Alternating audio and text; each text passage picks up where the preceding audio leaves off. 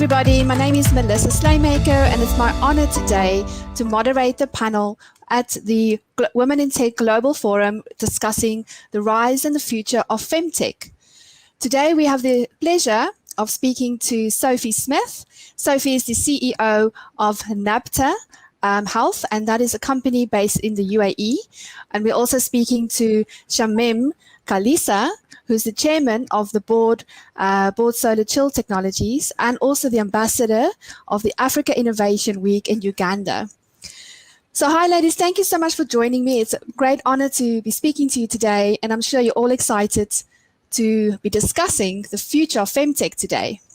So if we start with Sophie, tell us a little bit, in your opinion, what is FemTech to you, and how did you get involved with FemTech as an industry? Thanks, Melissa. So I see FemTech as technology enablement that is supporting answers or creating answers, solving problems to some of the most pressing issues in women's healthcare today. We're still in that X-Tech, phase where everything that is technology enabled is ending in tech, whether it's FinTech or EdTech. But technology enablement will be assumed in 5 to 10 years' time, and we'll be back to plain old finance and healthcare. So I think technology today should be about enabling access, creating more affordable healthcare, ensuring that women all over the world, regardless of their cultural background, regardless of their education, have access to high quality healthcare. Finding effective ways to disseminate it, making sure that there are no remaining underserved populations. Perfect. Thank you so much. And Shamim, thank you for joining us today. I'm really interested about also your journey into FemTech. Tell us a little bit about your journey and why you think FemTech is so important. Thank you so much. When you look at FemTech, I look at it in a way that females are using technology to solve the problems in the different communities they are in. In my own understanding, when you look at FemTech, it's like having nuts in a car. When females are not in any industry, the nuts are loose. They are not firm. So if females are added into every industry, if it is the health industry, it is the agriculture industry, this makes everything faster, they move better and everything. So to me, FemTech is like women are completing the loop. They're making everything different. The way women do things is not exactly the way the men do it. So here we're using the power of technology to change the lives of the very many women in the different communities wherever they are. It's not basically anything, or maybe maternal health, agriculture, finance, and all that. So FemTech is something that is to put women on the top. I mean, every time it's the men up, it's the men up. But then here, FemTech, women have to come in and spice in every industry, spice up everything. Yeah, that is how I look at FemTech. Thank you for that. And Sophie, I know you're very involved with products that are being developed within the FemTech space. Can you give us some examples on practical applications of how FemTech can help women today? Sure. So perhaps I'll talk briefly about the evolution of FemTech. It's a term that was coined by Ida Tin back in 2016. It's a relatively new concept and sector. Probably the first FemTech company was founded in 2009 by Will Sachs of Pindara, acquired by Primatemp in 2018. Probably the early FemTech products were all associated with cycle tracking, and they were more about providing women with access to very basic education and insights, mostly in isolation. Today, we see the introduction of FemTech solutions, women's healthcare technologies, that are designed to materially improve health outcomes in women and are much more kind of targeted and focused. So, for example, there's a company called Celbria that has developed a pad that is worn in a bra that can detect breast cancer with an 86% with 86% accuracy and has a 99% negative confirmation rate. So very super product, very low to market price. I think it retails in the US for about $60. The aim is to make it available in emerging markets for $20. There are home tests that are being developed that are designed to help women identify key deficiencies or hormonal imbalances at particular points in their life. There's a company coming out of Canada called Ellie that is developing a home monitor that uses saliva to, as accurately as possible, detect hormone levels in saliva so that women can monitor their hormone levels throughout their cycle. You're seeing solutions that are much more targeted and that are designed to be part of closed loop solutions, or what we would term hybrid healthcare. So combining digital with traditional healthcare in order to empower women to identify and manage specific health conditions.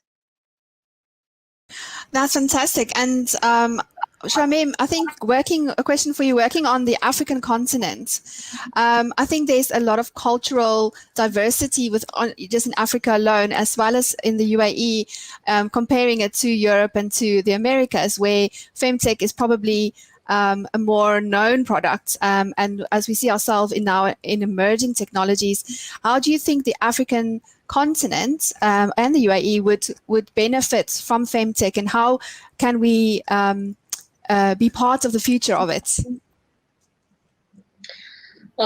Thank you for that question. When you look at Africa, we, the females, are there and doing a lot of,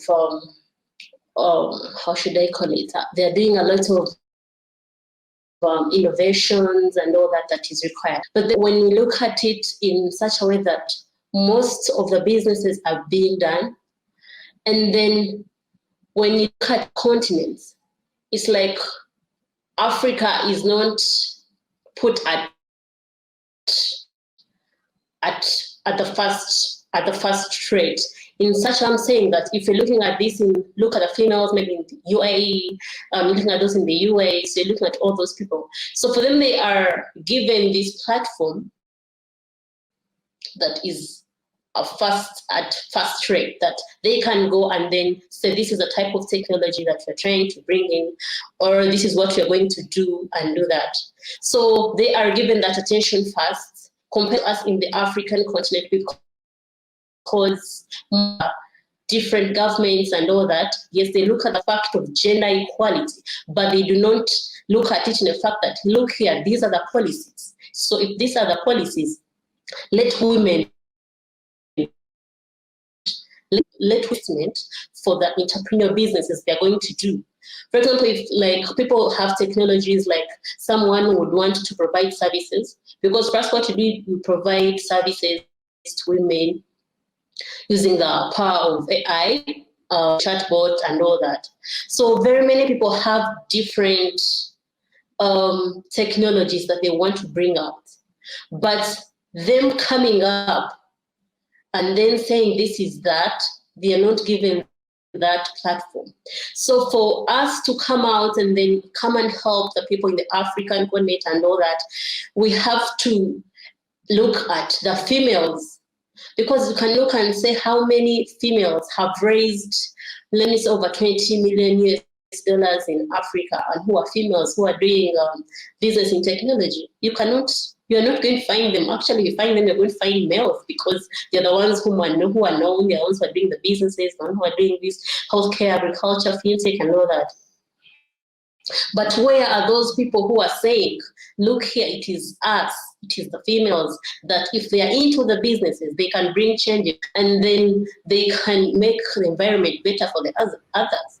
So the policies that are there have to change. Let they apply what is done. Even these other countries or that are coming in should also look at promotion of females donor says I'm funding the female. So this gives them that platform to come up and say, okay, I'm doing this, and then this is what is going to help me, so that everyone knows about my technology, which is not with the countries in the UAE and all that. They're given platforms. I mean, at least even those other people are given, which is not here in Africa.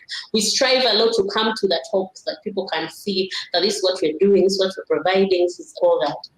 Yeah. Thank you for that, Shamim. And Sophie, a question for you, just following up from that. We've identified that there's this real gap of FemTech, especially in the UAE, where you've noticed that it's not a lot of competition, I guess, around, and but there's a need. So how can we address this gap? What is in your opinion? So FemTech is a very, very rapidly growing market. It has a compound annual growth rate of 12.65%. It's estimated to be worth $50 billion by 2025, but less than 1% of FemTech companies target emerging markets, which actually is where the real need is, firstly. And it's also, where the next billion people are coming. The next billion people are coming out of Africa. There's a huge amount of investment going into healthcare ecosystems. As Shamim says, a very, very youthful population, a lot of innovation, a lot of bright ideas, a lot of real grit and desire to work and engage and support local communities. But if you look at the kind of map of 200 companies that now exist in the FemTech sector, very, very few of them are focusing on our part of the world, so Middle East, Africa, South Asia, and those that aren't based here. So, for example, Grace Health, which has developed an AI-powered kind of chatbot that I think has been piloted in a couple of sub-Saharan African countries now, is actually based out of Sweden. So even the companies that are supporting women's health care in emerging markets aren't based in the region. NAVTA is we're 20 people now. We have we're based in 11 countries in 8 different time zones. 2 of our content writers actually are based in Kenya. We have people in Damascus, we have people in Lebanon, we have people in Bangladesh and Kuwait, from Pakistan, etc. And so, we're trying to build a platform that specifically offers personalized healthcare to women in emerging markets. So having representation for women in emerging markets is really important. Running health awareness campaigns, focus group surveys that directly take inputs from women in our part of the world and ask them, what are your healthcare needs? What do you want? What are the problems that you're trying to solve? Postpartum care for the UAE, in the UAE, for example, is a big problem, not really addressed. 56% of women and 30% of men suffer with postpartum depression, and there's no standardized postpartum care. In Kenya, maternal deaths are a really big issue. They recently introduced kind of free private healthcare, but the perception is that in Kenya, the public healthcare system, where there are more doctors who see more patients and there's greater footfall, is actually the safer place to give birth. So you'll have women giving birth 2 in 1 bed rather than going to private healthcare facilities, which are still actually free to the majority of the population, because the perception is that public healthcare is safer and that they're more likely to be treated, they're more likely to be doctors on site there. So it's the region that we're working in, even just the Middle East, is incredibly diverse. There's a split country by country between public and private healthcare. There are different needs, different non-communicable diseases that are prevalent in societies here. Like, we need to be on the ground working with women here, asking women what they want, how we can empower women here to manage their health if we're ever going to solve the problems that they have. Thank you so much.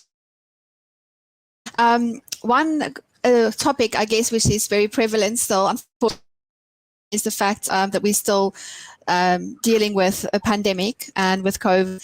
How do you think the whole COVID impacted the FemTech industry? And what do you especially, I'll come to you first, Shamim, and you can talk about maybe in Africa, and then Sophie, I'll ask you the same question. So, in your opinion, what do you think, how's COVID impacted the FemTech industry now in Africa? Okay, thank you for that question. When you look at COVID-19, it affected almost every business in Africa. But when COVID-19 came, wherever there is a problem, there is something that good that comes with that. So what was really affected is that most of the businesses that technology in whatever they do were really affected because they're using the manual ways to offer services to the people. Look at an instance whereby you're providing services to the people in the villages and you have to move. You go and maybe carry a camp, provide services to the women, breast cancer screening, cervical cancer screening, and all that. So when COVID-19 came and people were using the manual ways, they were really affected because they spent months and months not working until that technology is the way to go. So us who are already using the technology, this was not a surprise to us because it helped us increase the. Everyone was looking at a way of providing services to their people, a way of securing their customers so that they do not leave. Because if you're using manual ways and then there is someone using technology, everyone was moving away from the manual ways and then moving to the technology side. So this has changed the way the world was, because most of the people were looking at technology as an option, but right now it's like a priority. If technology in the business that you're doing, that means you're lacking something. So everyone incorporating technology in their businesses. So to all the women that were carrying out the businesses, to all the female founders, all the providing services too, were asking us what is the next plan, what is plan B. So this really people were acquiring services, and up to now that everyone has been incorporated, that this increased the number of our customers. Because in this way, when you're providing services to people found that it is easy services from their homes, make an appointment with a doctor, and then acquire services, make consultation, this is what is required, and then the medicine is going to be delivered from where to where you are. This is way better than going to the hospital, making a long line, and after making a long line, wait, and then meet the doctor and all that. So people have seen the advantage of technology in their businesses and they have incorporated it. They have put them there into what they're doing. And COVID-19 has killed so many people. We are so sorry about that. But to the side of business, it has really boosted the technology side of it.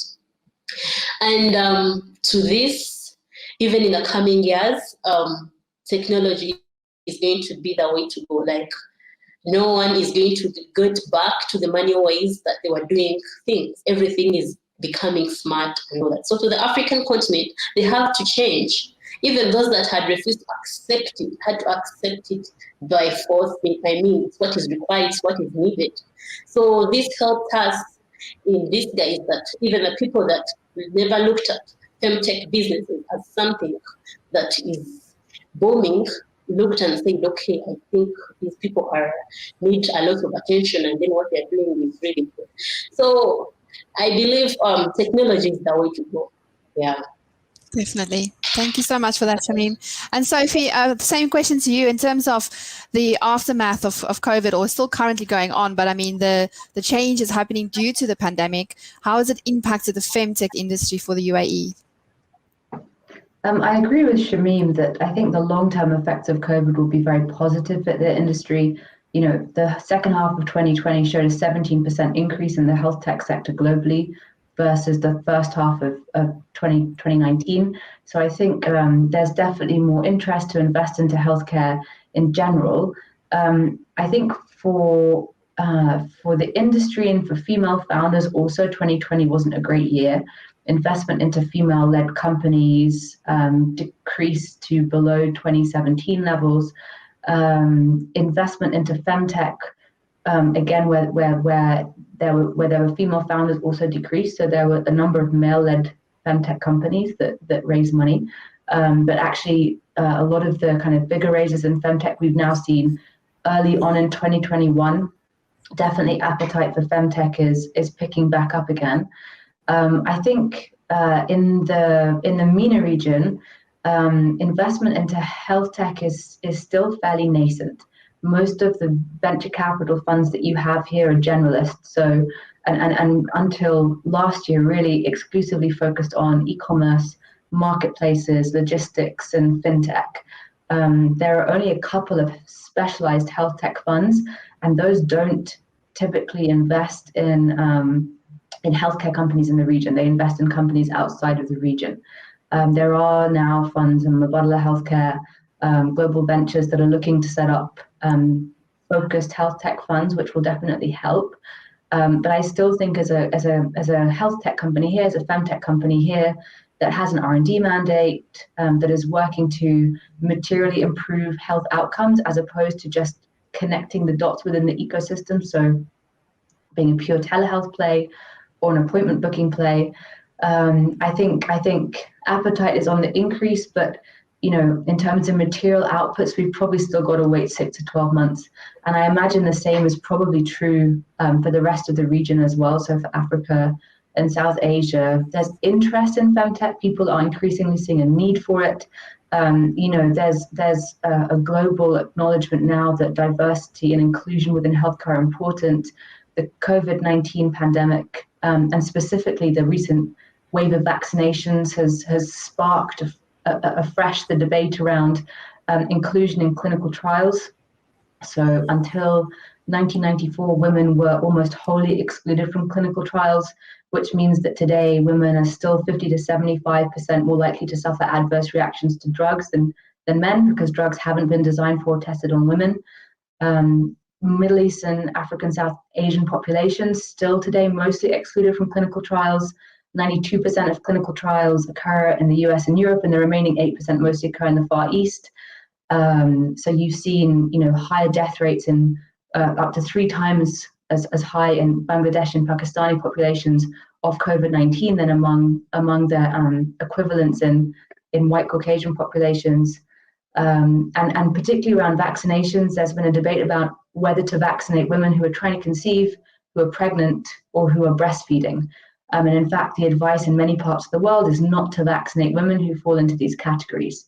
There are now studies being done to show that, as far as anybody can work out, there are no adverse effects of vaccinating women who are trying to conceive on the health outcomes of them or their child, similarly with pregnant women. But the advice is mixed. And in the UAE, for example, I'm 20 weeks pregnant and I can't be vaccinated here. So I think that's brought to light the question around including pregnant women and women at specific stages of their lives in clinical trials, so that kind of essential treatment options can be made available to them. There was a quote, somebody pointed out that maternal death is also a risk to a developing fetus.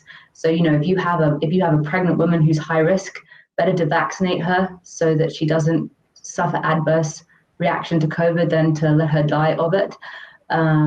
So yeah, I think the scene in the MENA region, the appetite for investment in FemTech is growing. I think there's increasing light being shed on the importance of including women in clinical trials and clinical research, in building things that are specifically tailored for women. But I think in terms of a kind of a region-wide excitement for women's health care, for FemTech in emerging markets, you're probably still talking a couple of years before it's mainstream media. I agree with you, but I think it's definitely increasing in awareness, which leads to my next question. In terms of really dealing with the future of femtech, how do we inspire more the youth, and how do we get more people and more women involved in exploring career opportunities in femtech? Shamim, do you have any opinions on that, inspiring the youth? Okay, when you look at the bit of the inspiring the youth, back to I did not talk about the reason why I do all this. So I am Nabu Mashamim Khalisa, founder of Chill Group of Companies. So we provide under the Chill Group and that she will provide telehealth services using the power of AI to provide breast cancer, cervical cancer screening services to the women, because realized that instead of people going to the hospitals, making lines, and then waiting and all that, you can make appointments with the doctors and then get services, and then if you have anything to ask them, you can easily access the services instead of you having to move from one place to another. So this was really effective for the people in the villages who would give excuses that it takes us a long time for us to come to towns, get services and all that. So with that, I could not live into food because I realized that food is also needed. I had to move into the climate change part of Solar Cool Technologies USA, which trades as solar shield in Africa.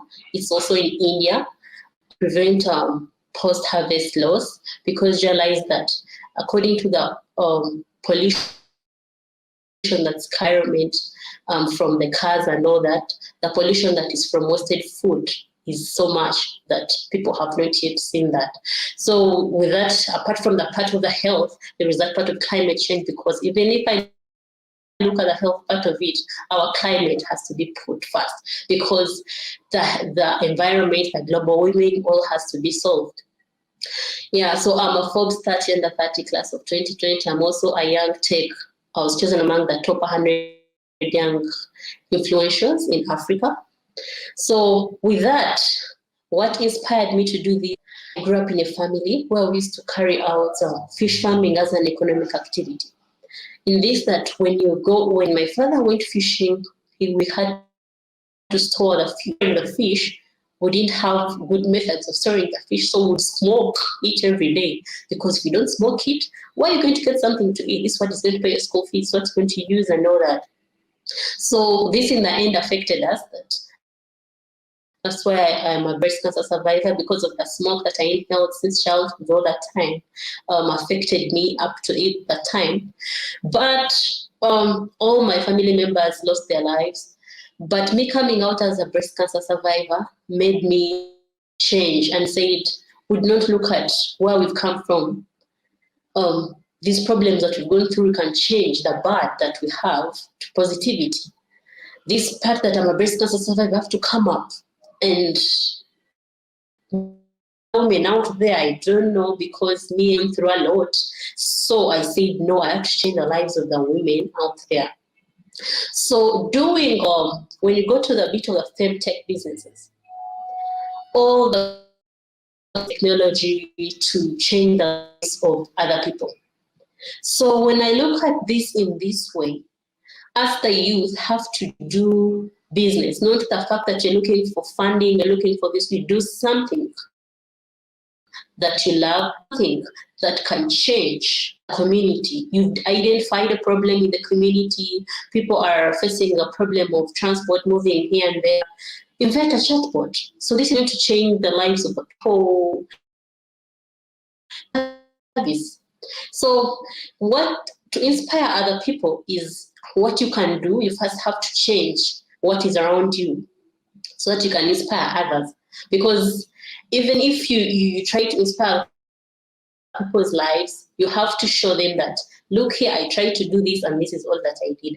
So inspiring other people, the fact that we are females, unless is done to the females, because everyone looks at, this is a male-dominated industry. Another thing I not talked about, that in technology, most of the people that are in technology are males. And even when they're going to fund, they look at the males. And not only that, you will find that there are few founders that are in technology. The FemTech female founders in this are usually at a risk. They're like, how can I do this? So me coming out and saying I am a female advocate for technology and provide this gives hope, this gives courage to all other females out there that I'm doing this, providing service to other females, so also then they can do this so that they can change the lives of others. Because, for example, we have accelerators that we organize at Show Group of Lab of companies. So what we do is that these accelerators, we encourage, like we teach these young females, those who have the innovations and they have nowhere to showcase them from, for us to provide for them and then they can come and then learn the different skills. So with these accelerators, most of them are getting the skills. So this can expose them to knowing a lot, and then also getting exposed to maybe investors, to funding, so to unlock them further. So it is us together, because you cannot do it alone. We need others. Because if I'm of this generation, I have to teach the coming generation what is coming. So with accelerators, having these programs, we teach them, so we learn from them and they learn from us. So this keeps the community moving. Someone has this, someone has that. So in the end, you find that the female sector is going up, even if people have not, the investors have not come in to look at this. But for us, we have started what we are doing so that others can come up. So they're inspired and they love what they do. So that is what we do to inspire the others. And then when people see that what we're doing is inspiring others, they can also come and join us. And then we improve for all these women. Perfect. Yeah. Thank you so much. That was awesome. And you are such an inspiration, really, the things that you do. And I think you inspire without even trying. Sophie, and I guess you as well, in terms of the importance of the youth coming in and FemTech, I think, is going to be around in our future and is probably going to hopefully look a lot different. But how do we make sure that we pass on that excitement and that real access and availability to the youth? So I think Shamim hit the nail on the head. The most important thing is to encourage an inherent problem-solving desire and ability in a youthful population, and encourage them also to do something that they really care about, because every business has the kind of nuts and bolts of business in terms of marketing, in terms of business development, now in terms of technology development, in terms of finance, in terms of legal. So it doesn't really matter what your background or what your degree looks like. You can find a space in a company that is working in an area that you care about. I mean, I have a degree in history. I worked as a technologist for 4 years. My parents are doctors, but I'm not a doctor. And it's one of the questions I get asked a lot. So are you a doctor? And I say no, but I don't think it's essential to have a medical background to go into FemTech. You have to have a well-rounded team. So for example, my co-founder, Dr. Saba Alzabin, is a scientist. She has a PhD in immunology and molecular oncology. Another member of the board, and my original co-founder, Dr. Masara Arazuki, is a medical doctor. Our chief technology officer has a PhD in machine learning and 17 years in applied machine learning, mostly in a clinical informatics setting. We have pharmacists, we have doctors, we have PhDs, we have people with very, developed operational backgrounds on the team. Really, we have a very, very broad range of skill sets. The thing that unites us is our desire to empower women to make a change in women's health. In fact, when people apply to NABTA or say they're interested in working for NABTA, obviously they share their CVs, but we always ask them to answer 2 questions. Why do you want to work in women's health? And why do you want to work for NABTA specifically? And if they just talk about themselves and I've got this skill and that skill, and I think it would be an excellent opportunity for my career, we say thanks, but no thanks. If they can articulate why they think working in women's healthcare is really important, why they care about it, why they want to be part of changing the conversation around FemTech, then although obviously their credentials are important, they matter less. We're a triple bottom line company. So we're building for people, for planet, and for profit. And so bringing people on board who also have a kind of internal triple bottom line where they are also working for people, planet, and profit is important. So we try and determine that exists in the people we bring on board as well. So I think if women's health care is something you care about, really care about, and you believe you can make a change in it, you want to make a change in it, then you should go for it. I'd say if you're planning to start a business, addressing a problem that is personal for you is a really good thing to do, because you're going to have to pitch that company tens of thousands of times. And you're going to have to say the same things over and over again without ever getting sick of them. And if it's a personal problem for you, you'll be able to do that. If it's not, it's going to be a little bit more difficult. So I think, yeah, inspiring the youth to pursue things that they're really interested in. And then for us, a big one is making access possible. So, we brought on board our 2 content writers in Kenya at the start of the pandemic when they lost their jobs. And one of them had actually been my mentee through the Sherry Blair Women's Foundation. And so I said, yeah, we can offer you an internship, no problem. If there are any other women that you know who are in a similar position, let me know. We're looking for additional content writers. We need boots on the ground. The 2 conditions were they must have a laptop and a degree of computer literacy or access to a laptop, and they need a Wi-Fi connection because we're a technology-enabled company. Like all of our work is in Google Suite, in the cloud. Nothing is stored locally. So access is really key. And I think, again, for us, we want to hire talented people across the Middle East, Africa, and South Asia who are passionate about women's health. So a kind of a push to make it possible for women in every country in emerging markets to have access to technology, to have basic computer literacy is really key, because for companies like us who aren't headquartered necessarily in every country in the region, having that digital connection is really important. Perfect. Thank you so much. I don't have, I think that brings us to the end of our chat, the timing that we have allowed. But it's been such a great and insightful conversation. Thank you very much, both of you lovely ladies. And I hope that everyone else enjoys the rest of the forum. So thank you so much again for your time. Thank you, Marissa. Thank you, Camille. Thank you so much.